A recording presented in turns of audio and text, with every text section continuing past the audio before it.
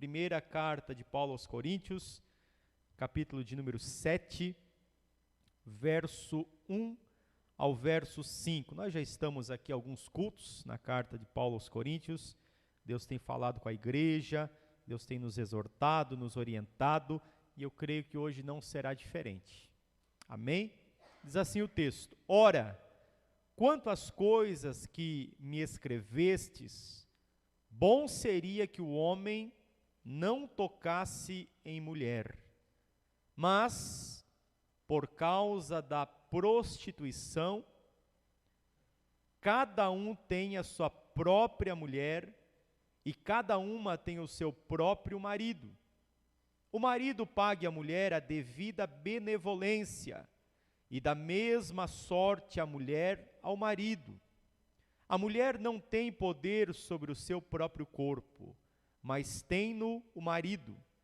E também da mesma maneira, o marido não tem poder sobre o seu próprio corpo, mas tem-no a mulher. Não vos desfraudeis um ao outro, senão por consentimento mútuo, por algum tempo, para vos aplicardes à oração, e depois ajuntai-vos outra vez, para que Satanás não vos tente pela vossa incontinência. Amém? Ou ali, pela vossa intemperança, a mesma coisa. Vamos orar mais uma vez? Feche os teus olhos, coloca a Bíblia na cadeira e vamos elevar ao Senhor uma palavra de oração uma vez mais nesta noite. Amém? Senhor Deus, eterno e maravilhoso Pai, mais uma vez, Senhor, nós estamos diante da Tua palavra e queremos ouvir, Senhor, a voz do Teu Espírito Santo. Não queremos, Senhor, aqui palavras de homem, palavras de emocionalismo, Senhor, de alguém que venha nos convencer alguma coisa, mas nós queremos ouvir a voz do Teu Espírito de uma forma especial, de uma forma específica e pontual naquilo que nós precisamos ouvir. A Tua palavra é aquela que acrescenta a nossa fé, a Tua palavra é o remédio para as nossas enfermidades e principalmente para a nossa alma, Senhor, que estava perdida em pecados, em delitos, mas quando nós nos encontramos com a Tua palavra, cremos no Teu Evangelho, Pai, tudo se fez novo.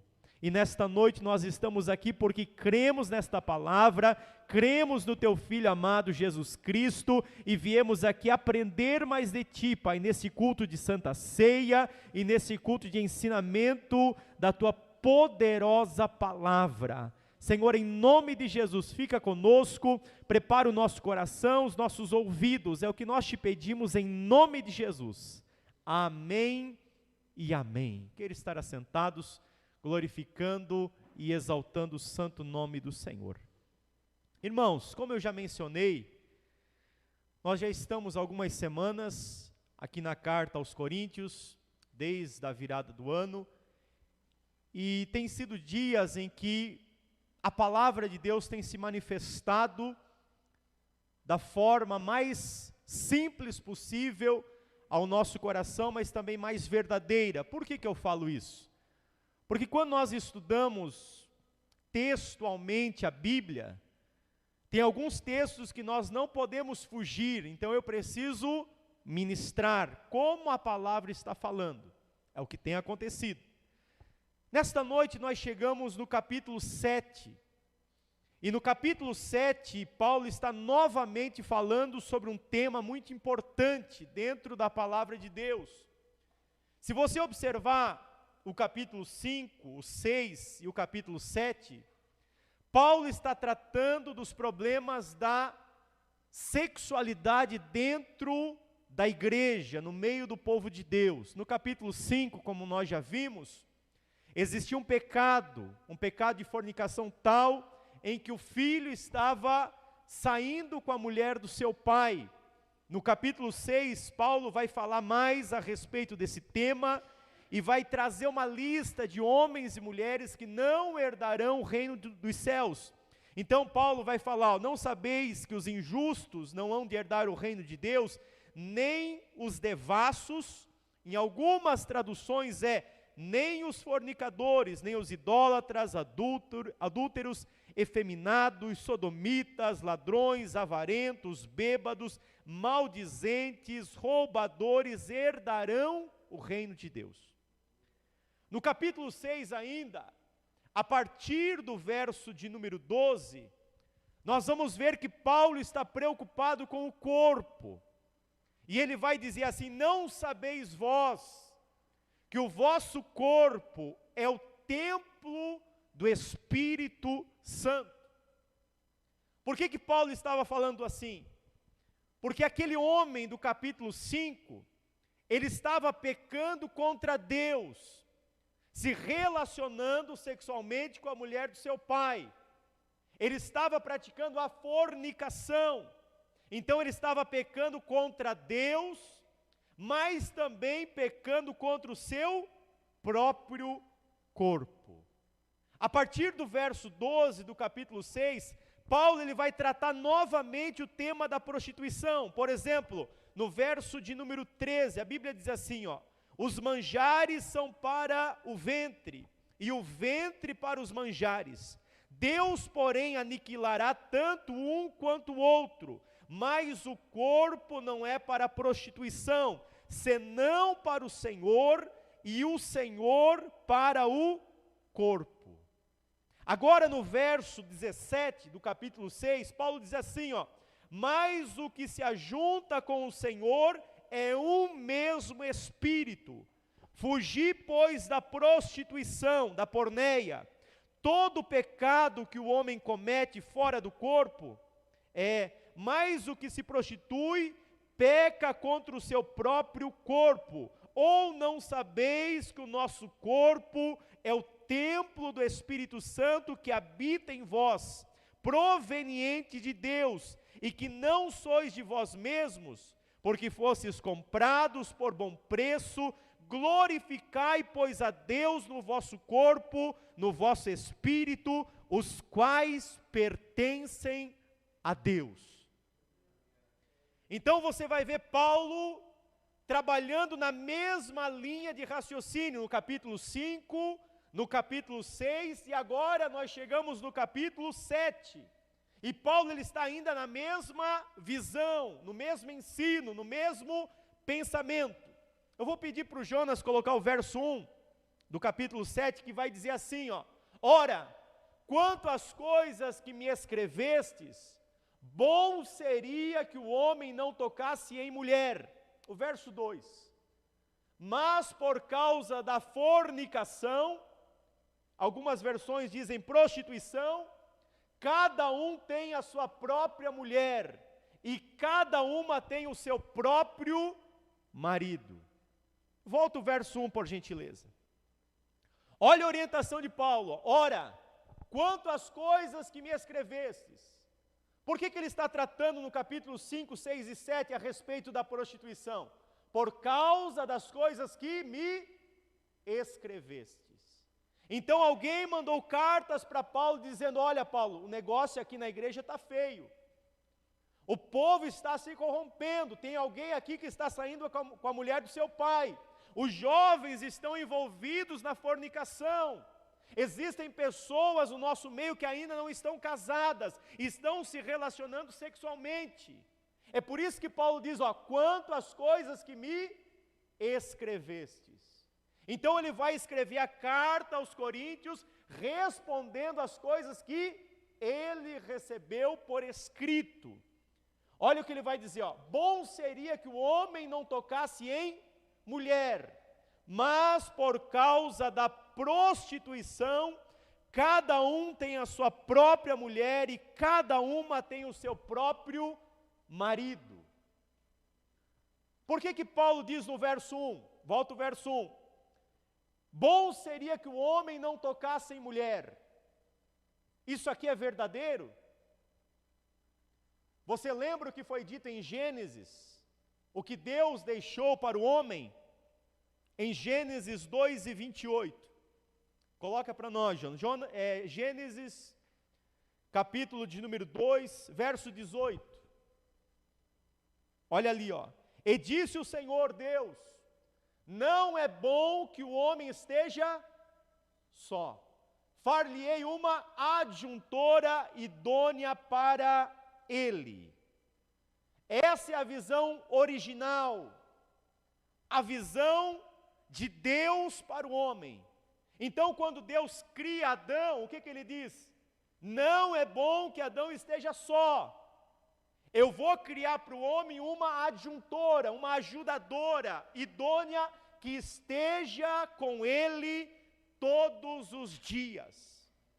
Mas se essa é a visão de Deus, a visão bíblica da criação, por que Paulo ele vai dizer, ora, quanto às coisas que me escrevestes, bom seria que o homem não tocasse em mulher.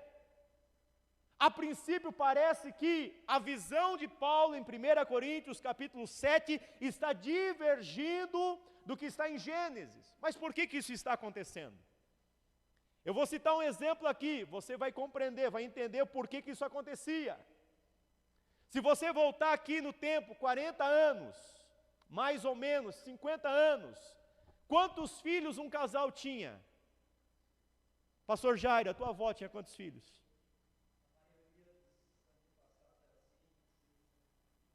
Daí para mais, 12, 15, 20. E hoje os casais têm quantos filhos?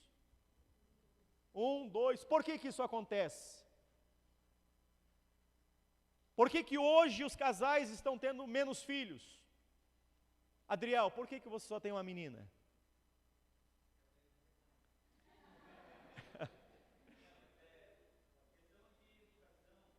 Educação, cuidado, segurança, escolaridade. Então está tudo envolvido. Mesmo que a Dani queira mais uma, mais um, eu creio que não vai passar muito disso. O Adriel não vai ter 12 filhos. Amém? Então o que acontece hoje? Antigamente os casais tinham 15 filhos. E tinha o campo, ali tinha a lavoura, tinha o porquinho lá no chiqueiro, tinha o animal ali no pasto, e todos viviam bem. A irmã Lonita ainda está dando risada. É verdade, glória a Deus. E todos viviam bem. Mas qual que é a preocupação de hoje? É proibido ter 12, 13 filhos? Não. Mas é melhor que você tenha apenas 1 ou 2. Porque o sistema mundano é complicado, vai para a escola, aprende o que não é para aprender, assiste o que não é para assistir, o pai e a mãe trabalham o dia inteiro, então hoje é melhor ter menos filhos. É nesse contexto que nós vamos entender o que Paulo está dizendo ali, ó. Ora, quantas coisas que me escrevestes, bom seria que o homem não tocasse em mulher. A visão de Deus não é essa.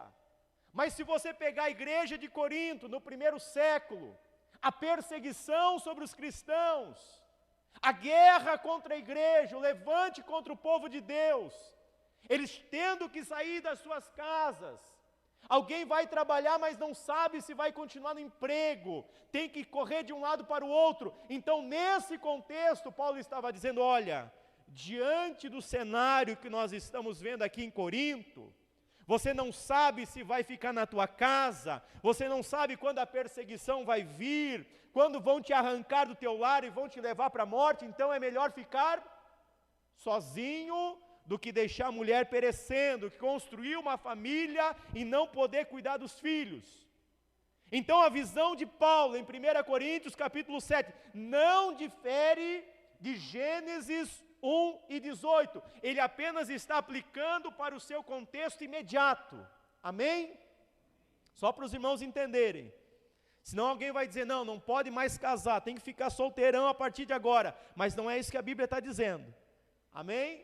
Glória a Deus. Olha só agora, mas por causa da prostituição, verso 2, cada um tem a sua própria mulher, e cada uma tem o seu próprio marido, por causa da fornicação. O que é fornicação? No original é porneia, é o sexo fora do casamento. Seja eles ambos solteiros, é fornicação em si. Se um for solteiro, o outro casado, é adultério. Se for 2 homens, é homossexualismo. Se for 2 mulheres, lesbianismo. Tudo isso é fornicação. Então, por causa da prostituição ou da fornicação, cada um tem a sua própria mulher e cada uma tem o seu próprio marido. Olha o verso 3 agora. O marido pague à mulher a devida benevolência e da mesma sorte a mulher ao marido. O que é benevolência nesse texto? Que a mulher deve pagar o marido e o marido deve pagar a mulher. O que é benevolência aqui? São as relações sexuais. Por que Paulo está dizendo? Ele está dizendo aqui, olha, por causa da prostituição vocês devem casar. Agora que vocês estão casados, vocês têm o dever dentro do matrimônio de pagar as benevolências. Não é para fazer greve, não é para deixar o marido ou a mulher cair em tentação. Simplesmente isso é o que o texto está querendo dizer. Observe o verso 4 agora. A mulher não tem poder sobre o seu próprio corpo, mas tem no marido. E também da mesma maneira o marido não tem poder sobre o seu próprio corpo, mas tem-no a mulher. Você está vendo uma obrigação dentro do matrimônio? Por que Deus deixou isso aqui? Por causa da prostituição. Então, a partir do momento que a mulher não cumpre o seu papel como mulher, ou o homem não cumpre o seu papel como homem, ambos, o casal ali, está suscetível à prostituição. Está suscetível à queda, ao pecado, à tentação. É por isso que no verso de número 5, Paulo vai dizer assim, não vos priveis um ao outro, senão por consentimento mútuo por algum tempo, para vos aplicardes ao jejum e à oração, e depois ajuntai-vos outra vez, para que Satanás não vos tente pela vossa intemperança. Na minha versão diz incontinência. Olha que interessante isso aqui. Então Paulo está dizendo, olha, melhor seria não casar por causa do cenário, mas ainda assim, uma situação pior é que, se você não casar, você vai cair no pecado. Então case para não pecar contra Deus. E dentro do casamento, o verso 3 diz, o marido pague a mulher. Olha que interessante que ele vai usar uma expressão de dívida. Então, quando você disse sim no altar, você contraiu uma dívida com a tua esposa. A esposa contraiu uma dívida com o esposo. E cada um precisa pagar a sua benevolência. Isso é um mandamento da parte do Senhor. Aqui tem um segredo de oração, de batalha espiritual. Por quê?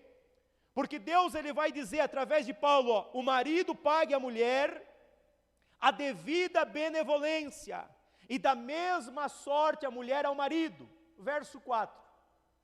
A mulher não tem poder sobre o seu próprio corpo, mas tem no marido.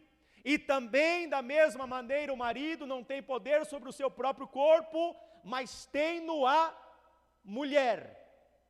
Isso é o mandamento de Deus para o casamento. É uma ordenança. Isso está escrito para nós colocarmos em prática. Então o marido e a mulher precisam sentar, precisam conversar. O marido tem que se abrir para a mulher e dizer, o negócio está complicado para o meu lado, eu estou sendo tentado pelo inimigo. A mulher da mesma forma tem que abrir o jogo, tem que conversar, tem que colocar para fora. E ambos precisam vir para a palavra de Deus, achar um equilíbrio dentro do casamento para não serem tentados pelo diabo. Agora tem um porém aqui. Dentro do matrimônio, tem mulheres que são frígidas, que têm problemas físicos até mesmo e não conseguem pagar o marido. Tem homens que também têm problema de impotência, não conseguem pagar a mulher a devida benevolência. Tem mulheres que sofrem ali de endometriose, fluxo sanguíneo constante, então não estão conseguindo pagar ao marido a devida benevolência. O que acontece então? Se Deus mandou pagar, o que nós devemos fazer?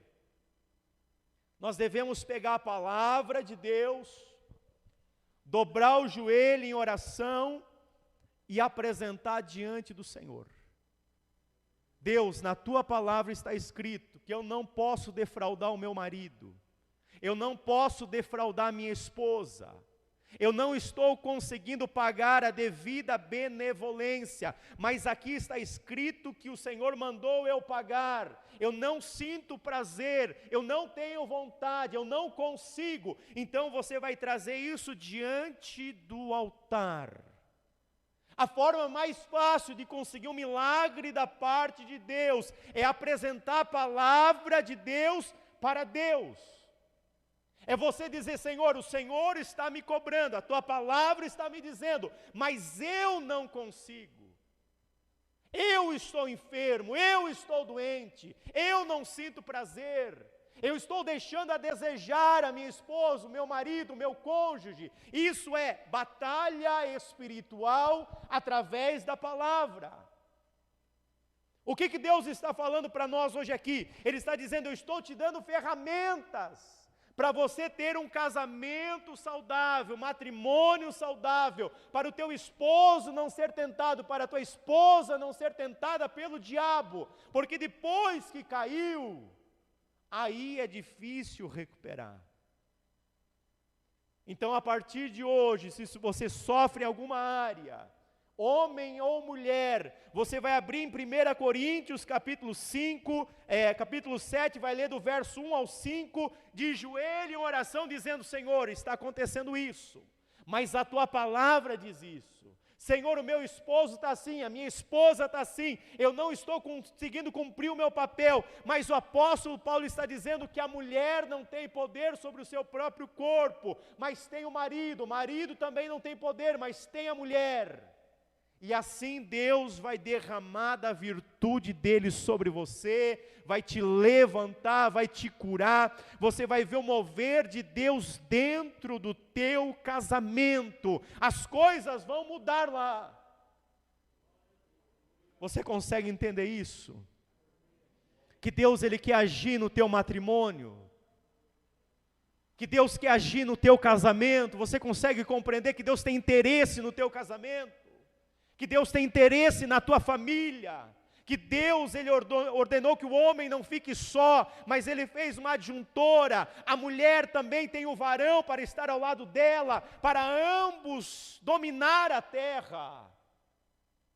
Aleluia! Então, a partir de hoje, comece a orar pela palavra, comece a combater pela palavra, comece a lutar pela palavra, e você vai ver o que Deus vai fazer na tua história. Você vai ter testemunho para contar de milagres que Deus vai fazer na tua saúde física, se você chegar diante de Deus através da palavra dEle. Amém? Vamos para o último ponto agora. O verso 5 diz assim, ó: não vos defraudeis um ao outro, senão por consentimento mútuo por algum tempo. Olha que interessante.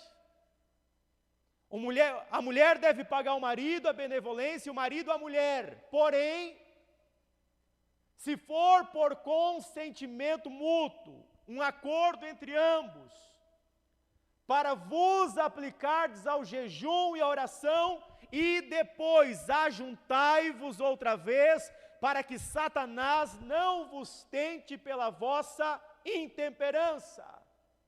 Olha o que está subentendido aqui. Existem alguns momentos na nossa vida espiritual, que nós vamos orar mais, que nós vamos jejuar mais, e que nós vamos nos deter na consagração. Então, em algum momento da nossa vida, nós vamos chegar para o nosso cônjuge e vamos dizer assim: olha, por tantos dias, nós não vamos nos ajuntar, eu não vou cumprir o meu papel. Por quê? Porque eu vou me dedicar ao jejum e à oração. Mas isso é debaixo de um consentimento mútuo, um acordo, diante de uma aliança do casal. Então isso, segundo a visão de Paulo, o consentimento de Paulo, isso nós precisamos viver. Tu vê que para Paulo isso aqui era natural, era normal na igreja primitiva. Era natural na igreja primitiva. O homem se retirava por um tempo, a mulher se retirava por um tempo, para quê? Para se dedicar ao jejum e à oração. A pergunta do Espírito Santo para nós hoje é: será que nós temos nos retirado por algum tempo? Isso aqui é um outro nível espiritual, um outro patamar espiritual. A dedicação completa a Deus, a consagração completa a Deus. Por um lado eu preciso pagar, mas por outro eu tenho que entender que de tempo em tempo eu preciso também me dedicar mais ao Senhor. Eu preciso buscar a Deus em oração.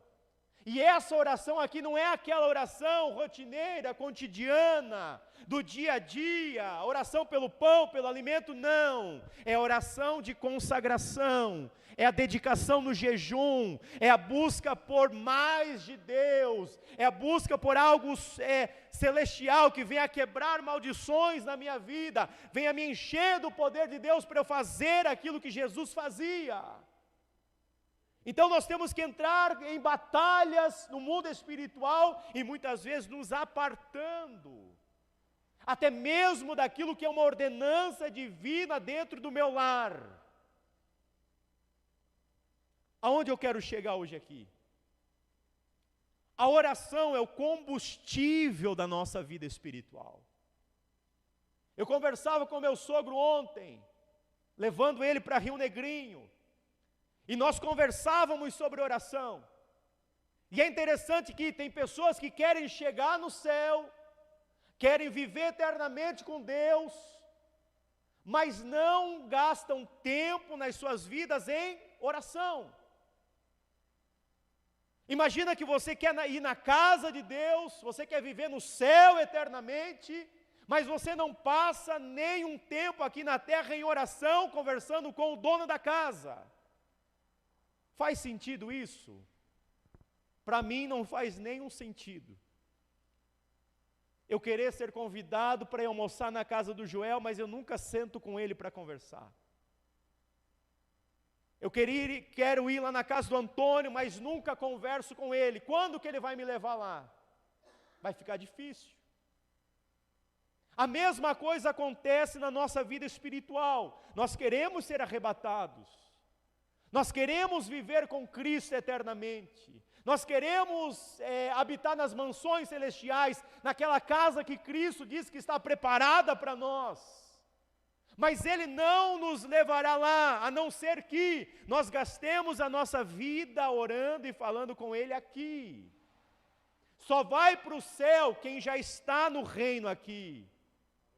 Só vai viver com Ele no céu quem já vive com Ele na terra. Não existe uma fórmula mágica, é assim que as coisas acontecem no plano espiritual também. Então Paulo está dizendo ali, por algum tempo você vai se separar para se dedicar ao jejum e à oração. A pergunta que eu te faço aqui é: você tem se dedicado ao jejum? O que é o jejum? O jejum simplesmente é abrir mão de um alimento por um determinado tempo. Então, por exemplo, segunda-feira eu vou jejuar.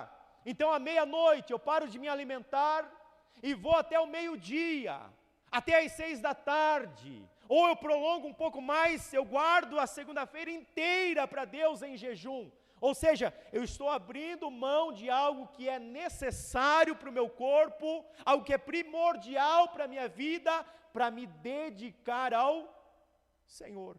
Isso é jejum. Para que serve o jejum? O jejum serve para aumentar a minha fé. Para eu ter mais fé, para vencer o mundo, para vencer o diabo, para vencer a minha carne. Então eu preciso jejuar. Olha só o que diz em Mateus 6, 16 e 18.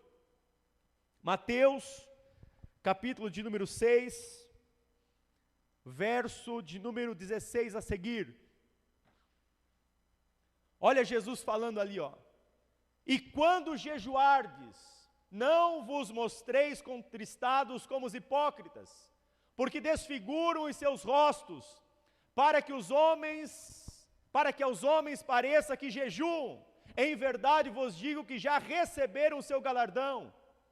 Tu, porém, quando jejuardes, unge a tua cabeça e lava o teu rosto, para não pareceres aos homens que jejuas, mas a teu Pai que está em secreto, e o teu Pai que te vê em secreto te recompensará publicamente. Então eu vou jejuar, eu preciso contar para todo mundo? Segundo o que Jesus disse aqui, não. Eu vou ficar ali com uma cara triste, amarrada, fechado, alguém vai falar alguma coisa, eu não vou sorrir porque eu estou em jejum, é assim? Segundo a palavra de Jesus, não. Então eu vou ungir a minha cabeça, ungir é símbolo de alegria. Eu vou lavar o meu rosto para ninguém ver ali que eu estou triste. Antigamente, nós conversávamos ontem com o Adriel, no jejum antigamente o povo não escovava nem os dentes, porque estava jejuando. Hoje nós temos mais luz sobre isso, sabemos que não é assim.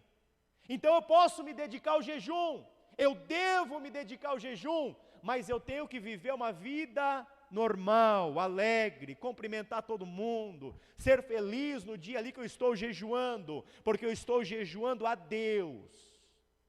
E o Deus que está recebendo o meu jejum vai me recompensar publicamente. É interessante que Jesus ele diz, quando jejuardes em algum momento você vai jejuar. Ele não diz se jejuar, não é uma opção da igreja. Ele diz quando você precisa ter uma vida de jejum e oração. Então quando jejuardes aqui está o mandamento, você precisa seguir o meu mandamento para que eu te recompense publicamente. Para que serve o jejum? Mateus capítulo 17, verso 20 e 21. Olha o que diz ali, ó. E Jesus lhe disse, por causa da vossa incredulidade, porque em verdade vos digo que se tiverdes fé como um grão de mostarda, direis a este monte, passa daqui para acolá, e há de passar, e nada vos será impossível. Mas esta casta não se expulsa senão por oração e jejum. Por que os discípulos não conseguiram expulsar aqueles demônios? Por causa da vossa pequena fé, Jesus disse. Eles não tiveram fé para expulsar. Aí Jesus vai dizer, esta casta se expulsa senão pelo jejum e pela oração.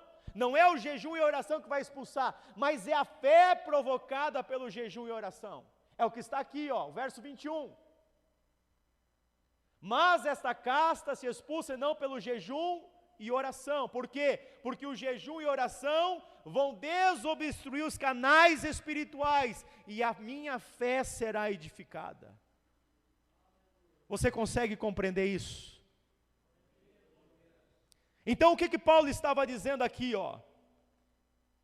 Não vos defraudeis um ao outro, senão por consentimento mútuo, por algum tempo, para vos aplicardes a oração, e depois ajuntai-vos outra vez, para que Satanás não vos tente pela vossa incontinência ou intemperança. Paulo está falando de um nível de consagração, que a igreja precisa viver. A igreja precisa viver isso aqui.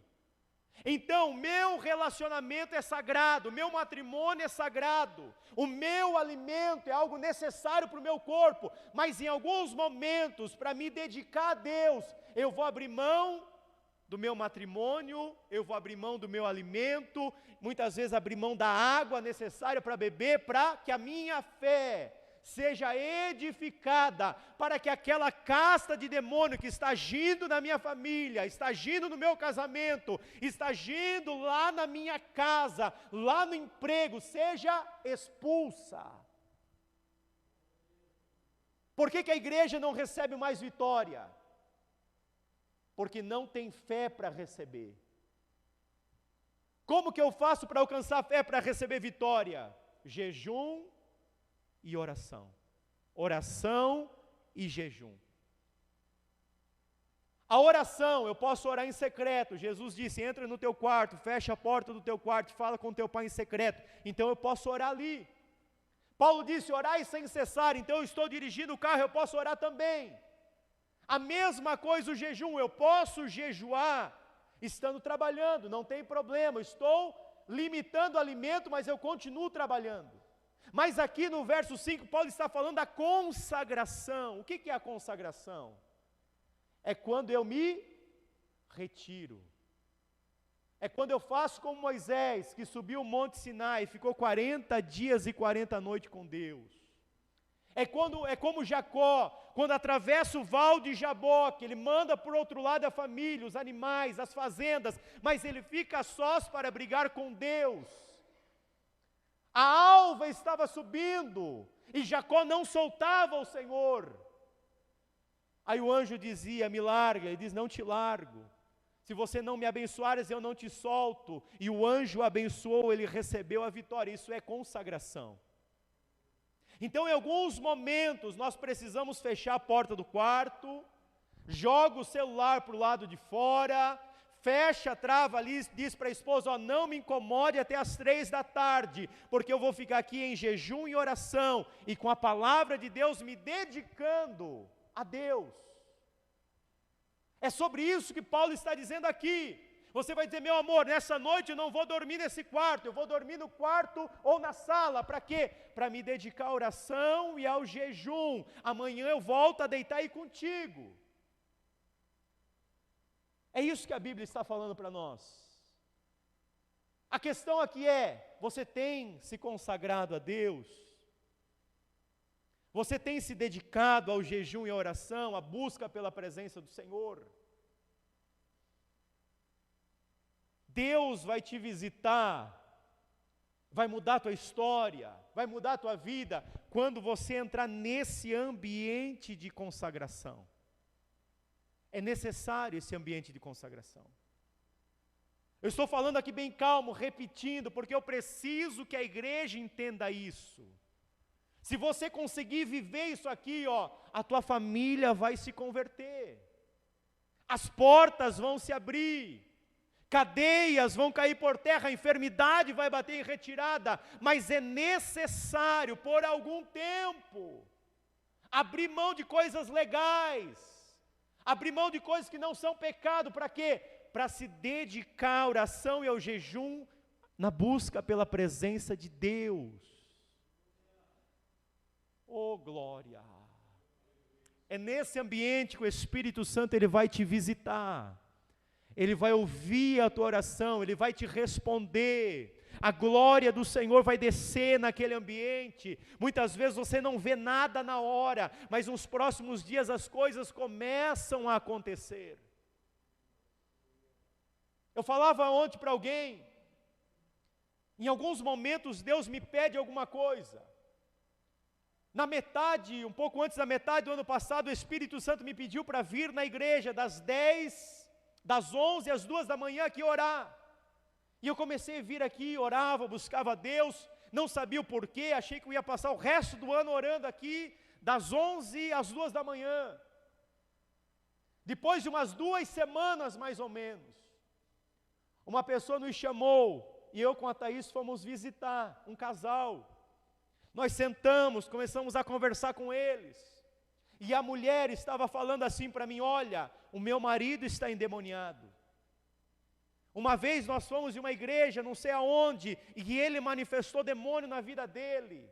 E aquilo que a mulher falava, eu comprei aquela ideia, eu acreditei no que ela estava falando.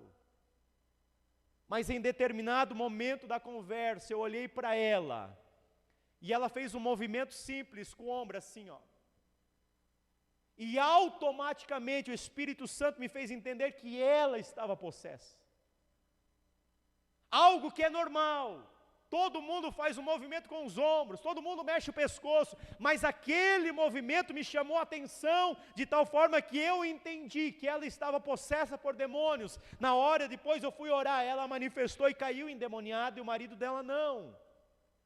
Mas Deus me trouxe aqui por 2 semanas para me levar lá. Depois do que aquilo aconteceu, não vim mais aqui orar, continuei os meus horários normais de oração, mas não senti mais de vir aqui na igreja nesse horário orar. Por que eu estou dizendo isso? Porque em alguns momentos o Espírito Santo ele vai te levar para esse lugar da oração. Para quê? Porque tem um livramento para a tua família. Tem alguma coisa que era para acontecer contra você, contra o teu lar, mas não vai mais acontecer. Existem momentos que Deus vai te dizer, fecha a porta, fica o dia inteiro de porta fechada aqui, não se alimenta hoje, porque eu quero dar vitória na tua família. Mas é necessário, como Paulo disse, ó, não vos desfraudeis um ao outro, senão por consentimento mútuo por algum tempo, para vos aplicardes a oração e depois vos ajuntai-vos outra vez. Está subentendido no texto, que de tempo em tempo a igreja iria se defraudar mutuamente. Aleluia, você consegue entender isso? Você não pode viver numa agitação, numa correria. Você não pode estar sempre online no WhatsApp. É um perigo quando você olha no WhatsApp de uma pessoa que está sempre online, tem alguma coisa errada. É necessário, como fez Jacó, atravessar tudo para o outro lado. Ficar a sós com Deus, como Moisés no Monte Sinai.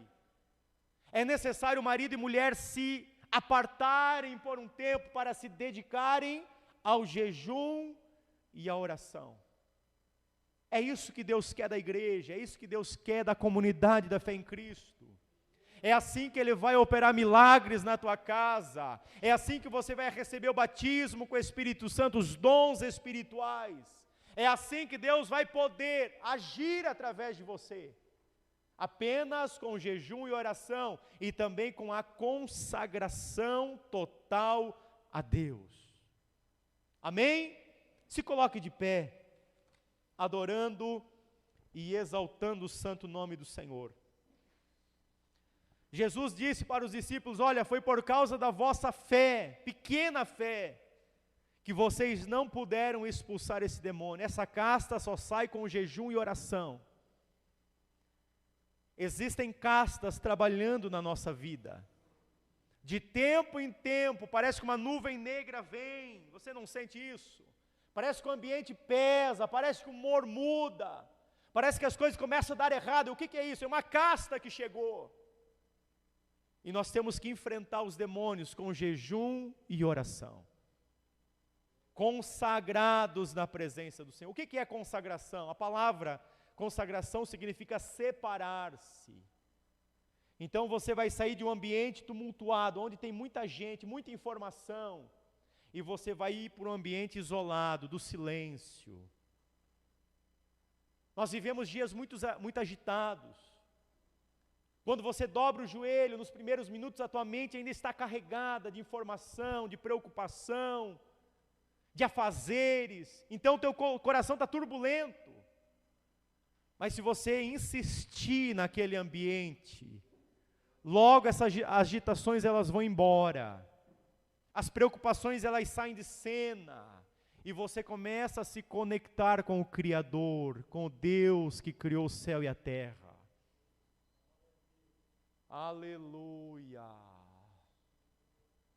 O Espírito Santo quer levantar vidas aqui, para fazer a diferença nesse tempo de crise.